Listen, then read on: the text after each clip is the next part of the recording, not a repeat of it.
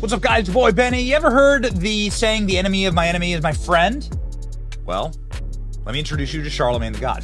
Charlamagne the God's a big-time celebrity, radio, talk show host, and has a massive following. Charlamagne the God's also probably like a far left-wing radical and is someone who I would disagree with on many issues. However, we both have the same enemy, Joe Biden. Joe Biden, ladies and gentlemen, is somebody that Charlamagne the God doesn't like.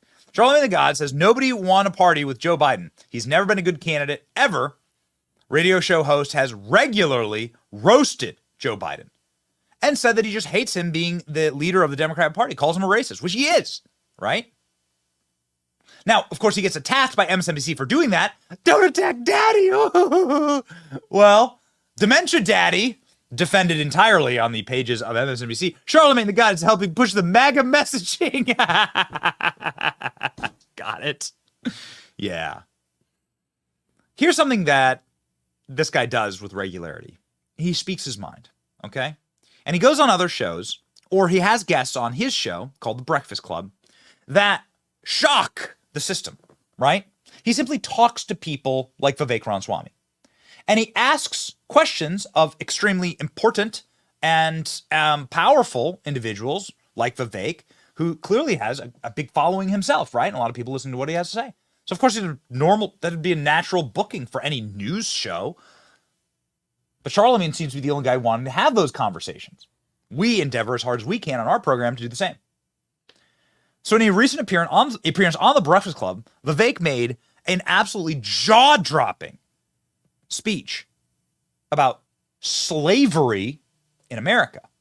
Well, let me just tell you, if you're not familiar with Charlamagne's audience, you are absolutely tiptoeing on a third rail, and you could be blown up if you do this incorrectly. Instead, Vivek was like a freaking assassin when it came to making his points and threading that needle just perfectly in a poetic and an inspiring way, talking about the good of those who work to abolish slavery instead of the bad of those who held slaves in America. What do we focus on? It had Charlamagne's jaw on the floor, and we never thought we'd say that. Watch. Now, don't be the person who was the slaveholder back then. Be John Adams. That's what we should call ourselves to be. The person who bucks the trend of their time to say, I'm going to speak on my own conviction and do what's different than being the product of my own time. Because anybody can parrot what the slogan is of their day.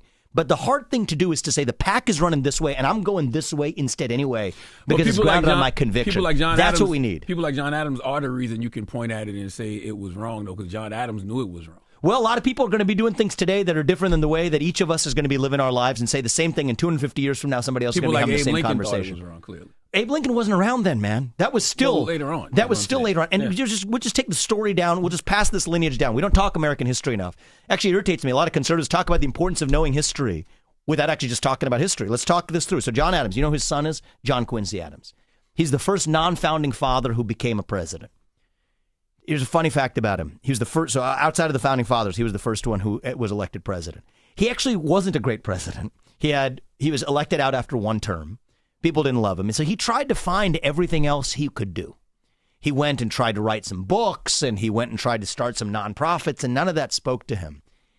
He's the only president, John Adams' son, who went back to Congress after being a president. So he's elected to multiple terms of Congress. And you know what he went back to Congress with? Was one thing he regretted not doing as a president, was abolishing slavery. This is long before Abraham Lincoln comes along, okay? So he wanted to abolish slavery. His father was an abolitionist. He didn't accomplish much during his tenure as president. He was a good Secretary of State, but he was not a very good president. Think about the humility to say, I'm not even going to go to the Senate. I'm going to go become a congressman and get reelected multiple times with the mission of abolishing slavery. Now, here's what happens. There was a rule that Congress passes. It's called the gag rule, which stopped people from using the word slavery. Like they literally couldn't use the word slavery because they didn't want people to utter the word because it made them uncomfortable. So this guy's already been the U.S. president. Okay, so he has nothing to lose. He's just a congressman now. He says, I'm going to say the word. I'm going to say it, slavery. Slavery, slavery, slavery. There, Congress has set the rule that you can't say the word slavery. Well, I'm going to say it. So they censure him and have, just like they have today for George Santos or whatever, they'll have the equivalent of kicking him out of Congress. So they have his trial in Congress. And he uses his own personal trial, because this guy's got nothing to lose. They use his own personal trial for saying the word slavery when you're not allowed to say the word slavery to make the case for abolition from the stand of his own trial to being kicked out of Congress. At the end of that, they get rid of the gag rule.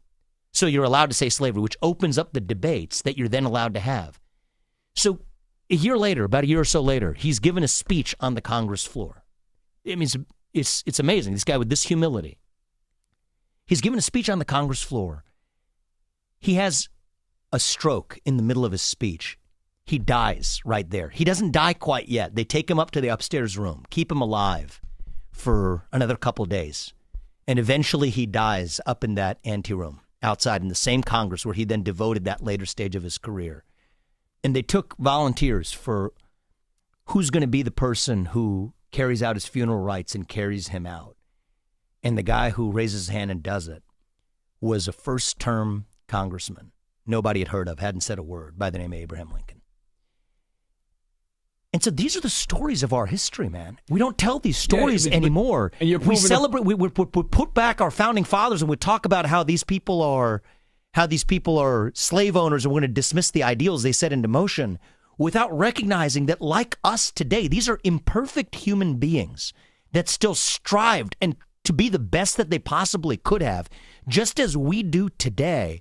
And so it bothers me deeply for us to just lazily reject that, as opposed to saying we acknowledge those imperfections, but we're founded on the pursuit of a more perfect union. Absolutely, but the reason pursuit of liberty, equality, and justice for all. The reason you can't just dismiss it and say, okay, I'm not dismissing Thomas it, though. Jefferson was an imperfect Do I sound person. like I'm dismissing it, Charlamagne? Yes, but the reason I disagree with you, man. And I the think reason that you can't say if you're going to Thomas put me in the Jefferson- category of the conversation we had and saying that I just dismissed it out of hand, I think that's unfair. I just think that's unfair. I don't think that, I dismiss it, but but I acknowledge the totality of what a human being is, which is an imperfect and flawed human being who we can still celebrate. I'm fine with that, but you can't. That's what we have to be. But you can't tell people just to ignore the fact that Thomas Jefferson. I'm was not slavery. telling people to ignore it, though, and this is what I think we.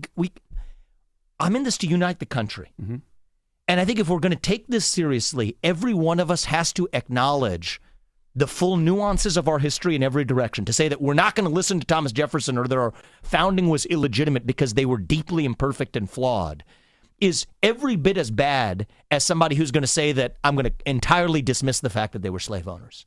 I think that both of those are mistakes that could lead to the failure of our country as we know it.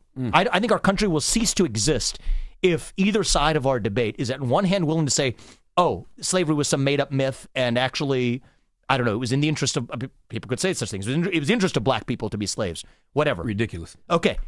Well, I think that if we have a different side that says our founding fathers who wrote a Declaration of Independence founded on the pursuit of a more perfect union, right? The pursuit of liberty, equality, and justice for all. Not claiming we're perfect, but that we're a nation founded on freedom for all who aspire to have it, and that we're imperfect.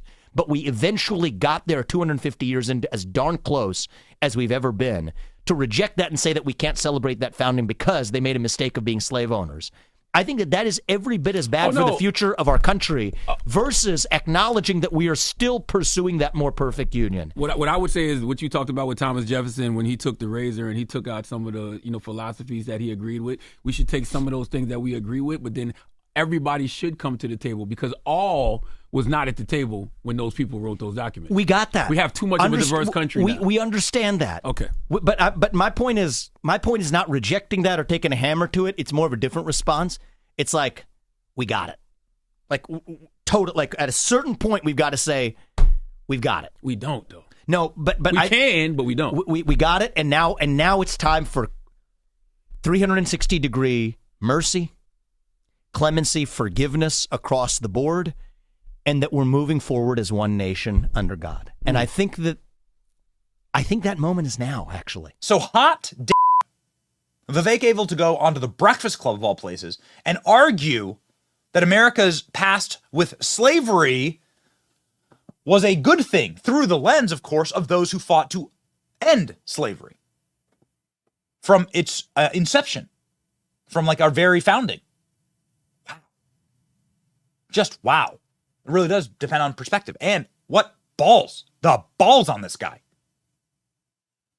The conformists who parrot the party lines today are like the ones who would have followed the pack as proud slaveholders 250 years ago.